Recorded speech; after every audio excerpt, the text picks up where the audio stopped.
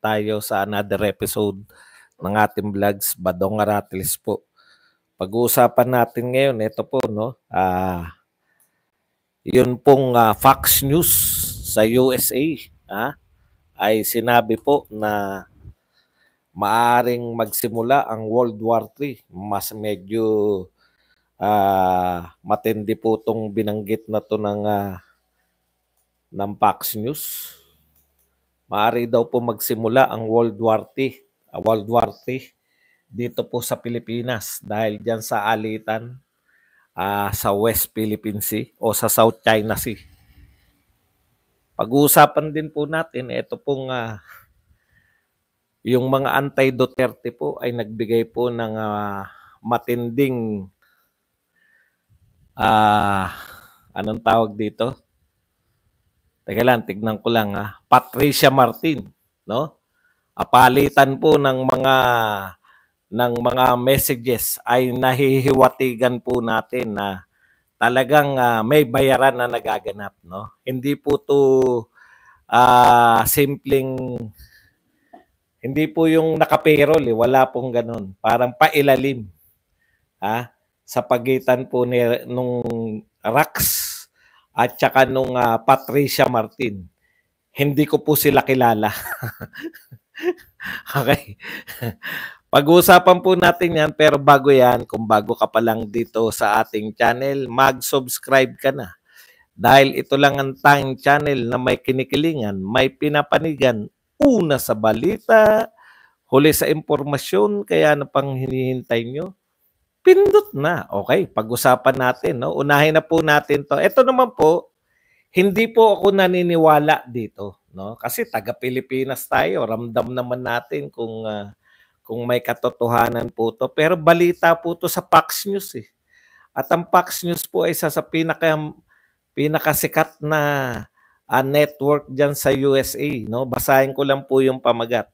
World War III could start over Philippines dispute in South China Sea, China not respecting treaties, expert says, no? Ayan po, hindi po to biro. Ako po, hindi po ako naniniwala kasi narito tayo, wala naman talagang tension. Di ba? Ano lang po yan, mas more sa pinoproject lang nila kasi election period election period sa USA. Alam niyo naman yung Fox, maka-Trump yan. Ganyan yan CNN, maka-Biden, Fox. Pati po kasi mga network sa kanila, may kanya-kanyang allegiance. Yung Fox po kasi, Republican. Yung ano naman, ano ba si Biden? Yun, Democrats.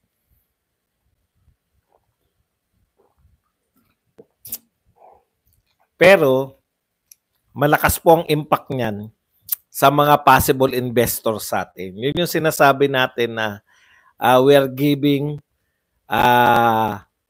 wrong message, no, sa ating mga possible investors.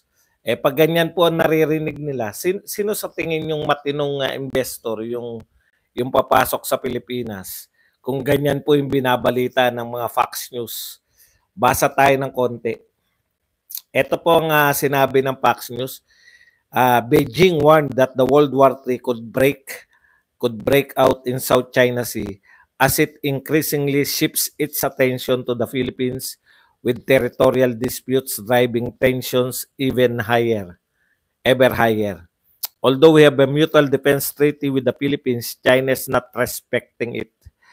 Gordon Chang, a China expert and fellow of Gatestone Institute, told Fox News Digital. So ibig sabihin, ang tinitignan nila rito, no, hindi po natatakot yung China na may mutual defense tayo with the USA. So hindi po kaya alam mo na na ginagamit lang yung sitwasyon natin para sa propaganda nila.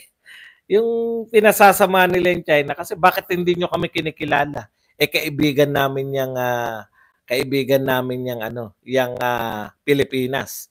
May mutual defense treaty kami, di ba?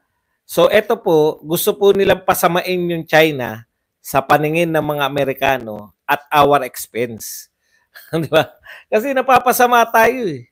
Biruin nyo, sasabihin nyo na baka yung World War III eh magsimula dyan sa South China Sea, sa Pilipinas.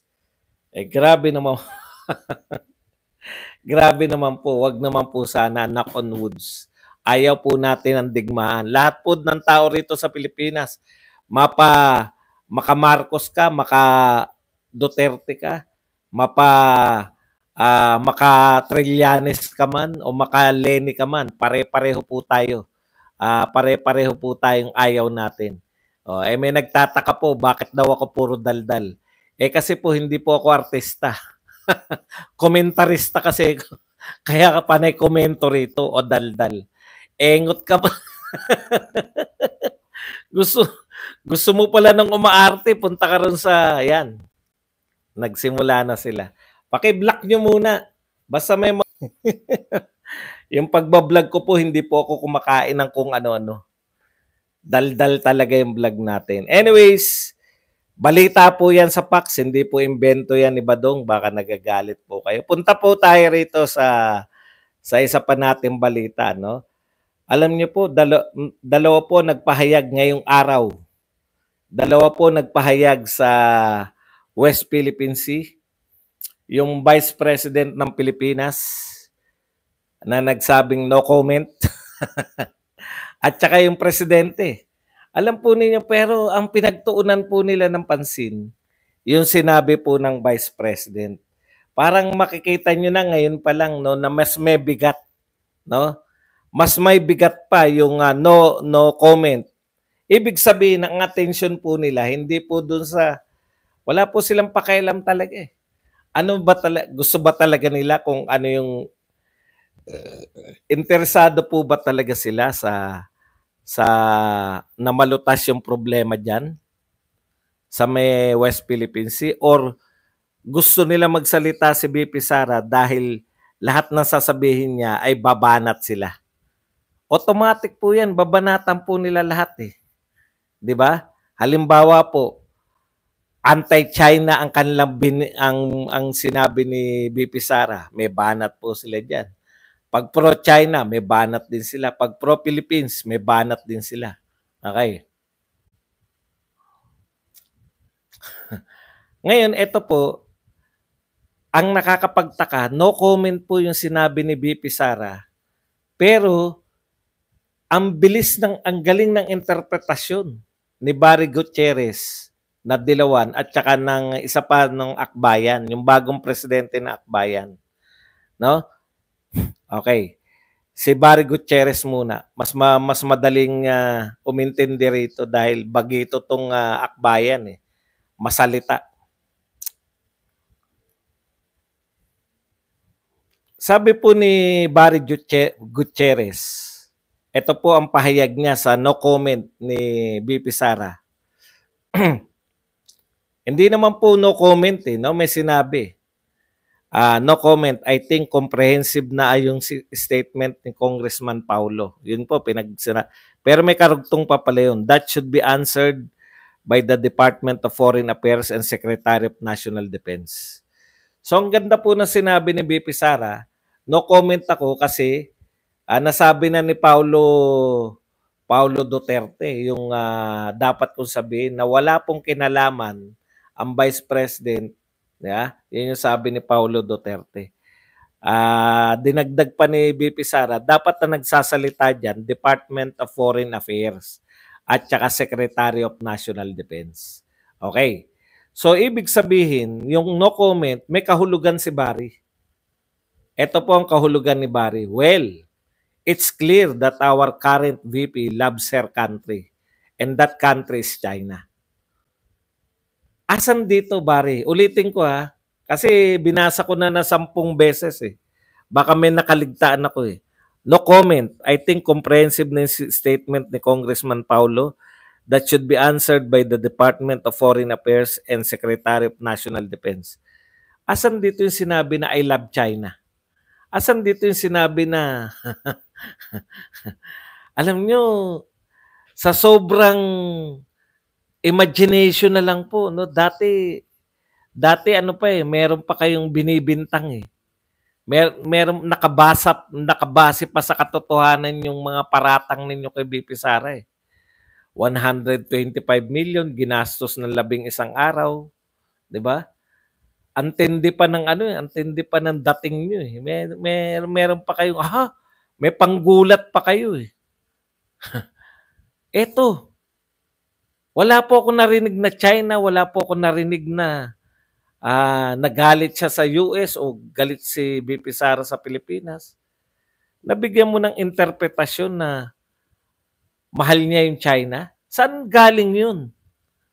No? Ang pambira ng ibig sabihin, mga kapatid, ubos na ubos na.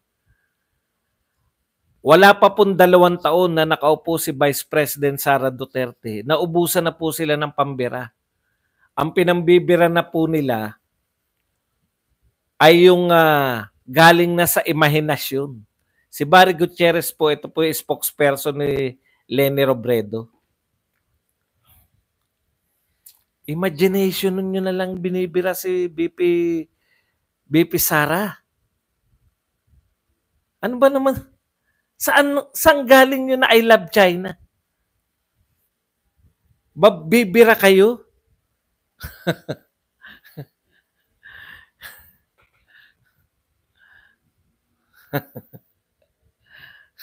Ito pa isa. Yung akbayan. May meaning po sila sa no comment eh. Hindi ko po alam kung saan nila galing yung no comment. Ganito ang meaning. Sabi po ni Rafaela David, isang malaking katrayduran. It echoes the dangerous depths of her allegiance to China over the well-being and dignity of the Filipino people. BP Sara's no comment remarks means no love for the country and our people. Ulit-ulitin yung mang basahin yung sinabi ni BP Sara. Wala puro na hindi niya mahal yung Pilipino, hindi niya mahal yung bansa natin. Paano po naging katayduran yung no comment? No? Talagang hindi ko po maintindihan. Tignan po natin, nagsalita po ngayon si President Marcos. Tignan niyo po ang dami po nagsalita tungkol diyan sa West Philippine Sea. May silbi po ba? Halimbawa, pinakanatandaan ko dahil pinaka-unique sa lahat si Subiri. Ang sabi ni Subiri, boycott China products. Ano po nangyari sa panawagan na yun? Meron bang tumalima sa inyo? Tinapon nyo ba yung mga lahat ng kutsara, tinidor, plato, lahat ng gamit nyo sa bahay? Tinapon nyo ba dahil boycott China? Wala naman po eh. Wala pong epekto yung mga pinagsasabi nyo. Si BP Sara lang ang may sense sa inyong lahat. Alam niyo yung ibig sabihin? May panahon yung mga opisyal dapat tumahimik sila sa hindi nila concern. O tanungin ko kayo, halimbawa po sa education, dapat ba ang Department of Agriculture na may problemang malaki kung paano pababain yung presyo ng bigas? Dapat ba siyang makialam sa Department of Education? Kung paano magturo? Ganon din po yung ginagawa ni BP Sara. Ang no comment niya, kasi hindi naman talaga siya concern.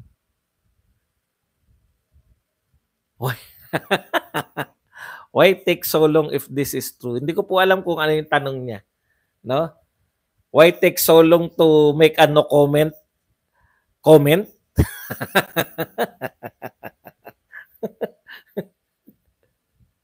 Yung problema pag nakatingin ako sa nakikita ko.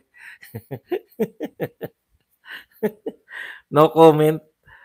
Antindi, no? Ang no comment sa inyo ay may kahulugan. Ang no comment sa kanila, sa tindi po ng pananabik nila na banatan si Sara Duterte.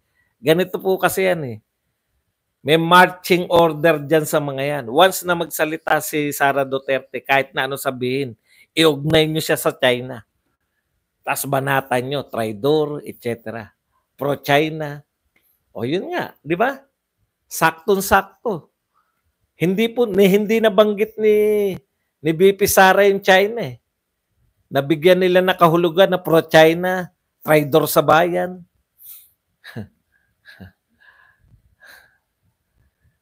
Alam mo mga kapatid, maya-maya pa po ang Q&A after 30 minutes.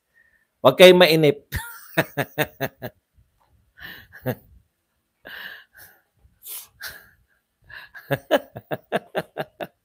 Okay, siguro nagkasundo na sila, 'di ba? Yung mga bayaran troll. Okay, eto po, mas takot sila kay BP Sara eh.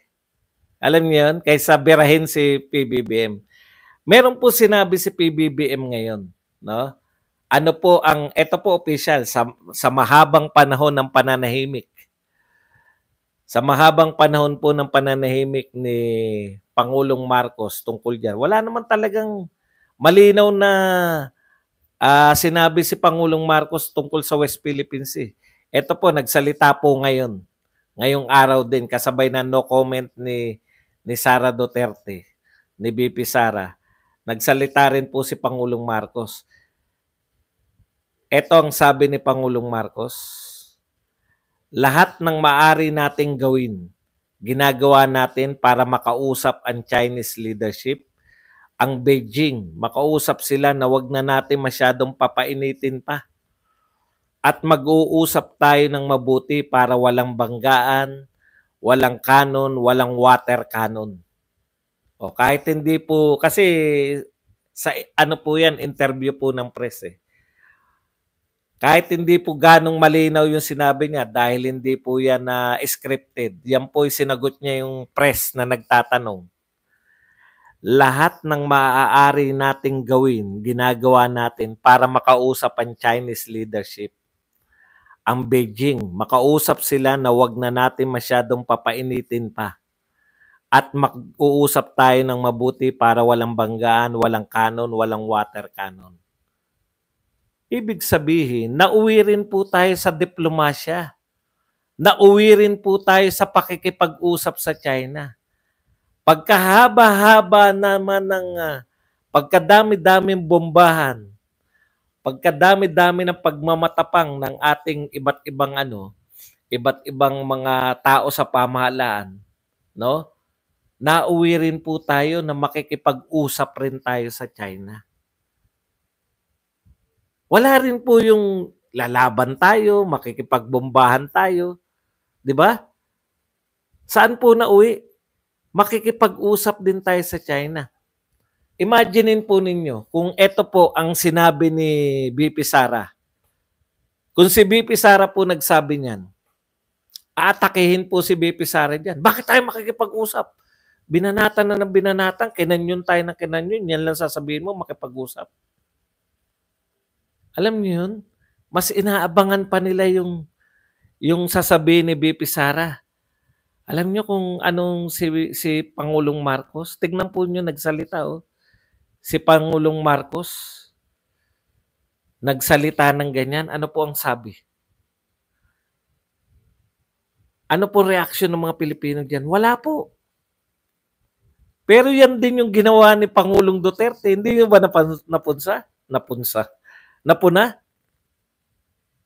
Diplomasya at pakikipag-usap din sa China. Kung si Sara Duterte nagsabi niya, makipag-usap tayo sa China, babanatan ng lahat ng tao yan. Ngayon po, bakit po makikipag-usap? Kasi, yun yung cue mula sa US. Kung si Biden nga nakikipag-usap, alam niyo yun? Si PBBM, kumukuha lang po siya na, di ba? Oh, bakit ngayon hindi niyo sinasabi kay PBBM yan sinasabi na pro-China siya? Pero pag ang makikipag-usap si Duterte, bakit nga po makikipag-usap si PBBM? Para walang banggaan, walang kanon, walang water cannon. Ang linaw. Bakit po kaya nakipag-usap si Duterte? Bakit po kaya nakipagkaibigan si Duterte? Para walang banggaan, walang water cannon, walang kanon. makapag-deliver tayo. Doon din uuwi eh. Diplomasya rin eh. Alam nga naman mag-iba tayo. Eh yung US nga, nakikipag-diplomasya sa China. Kasi pinipresent ni Biden, election year ngayon eh. Magkaiba sila, di ba? Tignan niyo yung pinipresent ng Fox. Mag-World War III tayo dyan kasi palpak yung handling ni Biden sa China. Ganun yan eh. Lahat yan propaganda, lahat. O, tignan po nyo. Ang dami na nabomba sa atin, ang dami ng galit. Ngayon, yung mga galit na galit sa China. Ano sasabihin ngayon nyo kay Bongbong, kay PBBM? Pro-China? Dahil makikipag-usap? Anong pagkakaiba ng pakikipag-usap ni BBM kay Duterte? Eh pareho naman ang purpose, para walang banggaan. Para walang canon, walang water canon. Hindi nyo siya akusahan na pro-China. Bakit? Eh wala naman kayong pakialam sa pro-China at anti-China, pro-US at anti-US eh.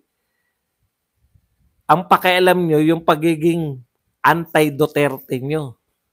Anti-Duterte yung sentro ng pagiging, yung kayo, anti-Duterte.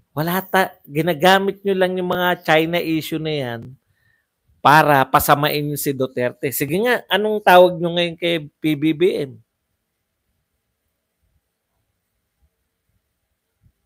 Bakit hindi nyo banatan ngayon? Makikipag-usap pala sa China. Eh di same lang sila ni Duterte. Nakipag-usap lang din. Ayun naman, ganun talaga ang presidente. Hindi po, si Uncle Sam po, si Biden mismo, nakikipag-usap kay Xi Jinping.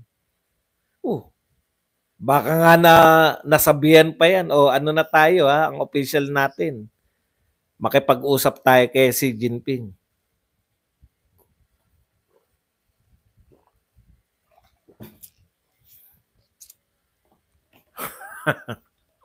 Makikipag-gentleman agreement din. Doon din na uwi.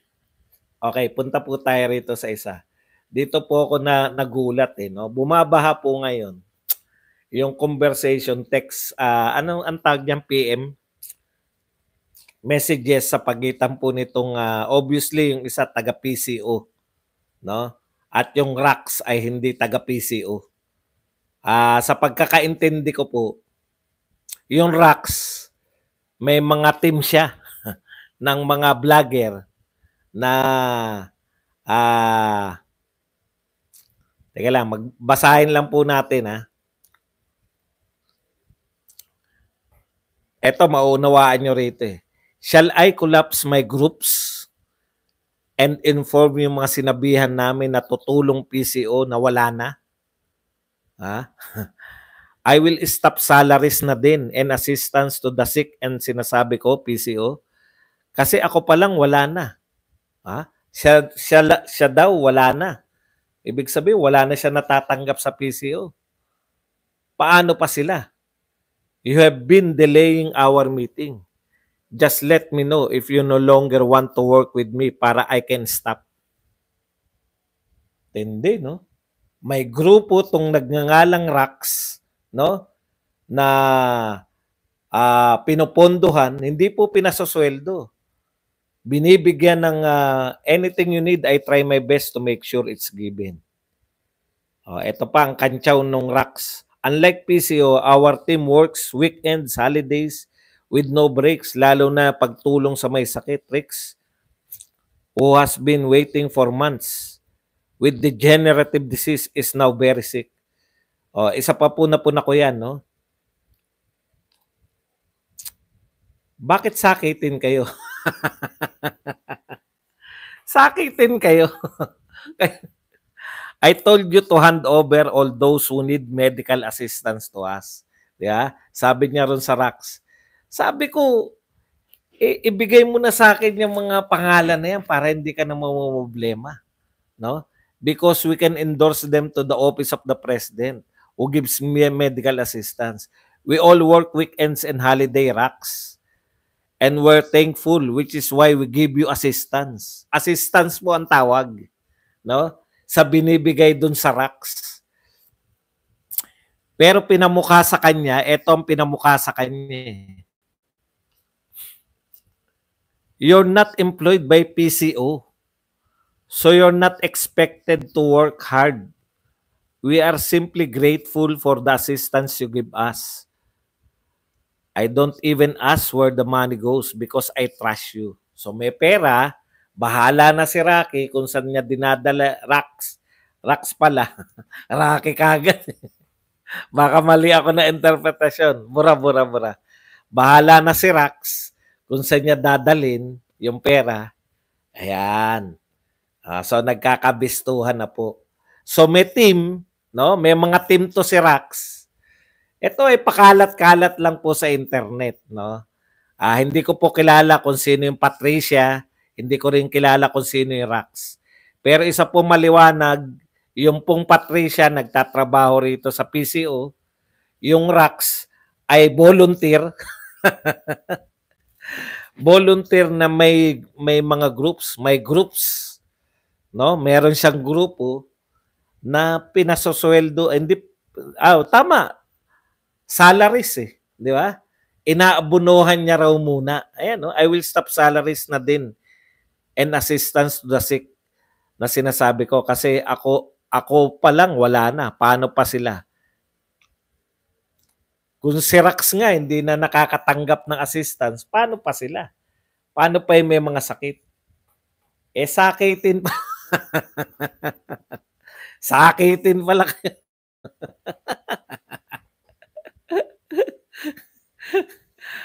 Nakakaawa kasi una, alam ko kung bakit na siguro titigilan na yung pagbabayad sa kanilang ng assistance. Assistance ang tawag Pero ang tawag ni Rax salary. Pinasosweldo niya. Siya nagpapasweldo. Yung binibigay sa kanyang assistance, pinasosweldo ni Rax sa kanyang grupo. So merong ganon, no? Tapos mukhang nahihirapan na siyang kumubra.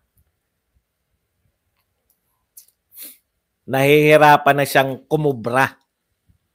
Dito, kaya umaangal siya. Malamang yung Patricia, yun yung contact niya ron sa PCO. So maliwanag po na may nagmumula sa PCO na pondo para po assistance kay Rocky at sa kanyang grupo na nagpapasalamat sila dahil sa.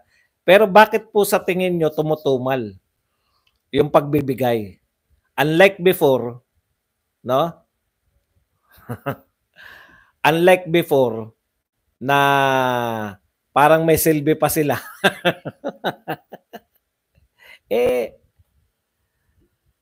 Hindi po nila mapataas Ako simple lang, ako naging boss ako Wala akong pakialam kung anong gagawin mong diskarte. Basta ang kinakailangan ko, result.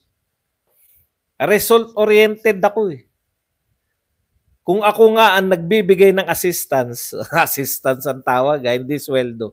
Kung ako magbibigay ng assistance, ang titignan ko yung result. Napapataas nyo ba yung ating dapat mapataas?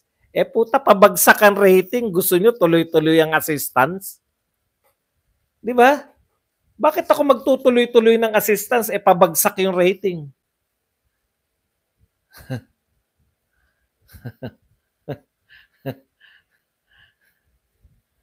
Ganun lang kasimple yun. Logic yun Lakas naman ang loob nyo, wala kayong result.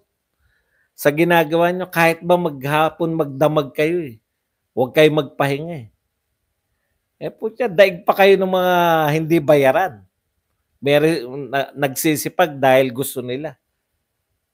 Okay, yun ang banta na i-collapse ko na tong grupo na to pag hindi kayo nagbigay. Anong tawag diyan? Yung loyalty mo depende sa bayad. Kaya yan po, pag ganyan po ang inasahan, wala po talagang aasahan ka. Unlike alimbawa kami, hindi kami binabayaran out of dahil gusto namin, 'di ba? Gusto namin pagtanggol yung mga Duterte, hindi nga ako kilala ng mga Duterte. Katunayan nga, hindi ako naiimbitahan kahit saan eh. Pero pinagtatanggol mo sila dahil hindi sa anumang perks. Pinagtatanggol mo kasi ang mga Duterte kasi naniniwala ka sa kanila. Iba po yun eh. No? Kaya walang kwenta yang yung mga ganyang tao kadil. Kasi nakabatay lang sila sa bayad.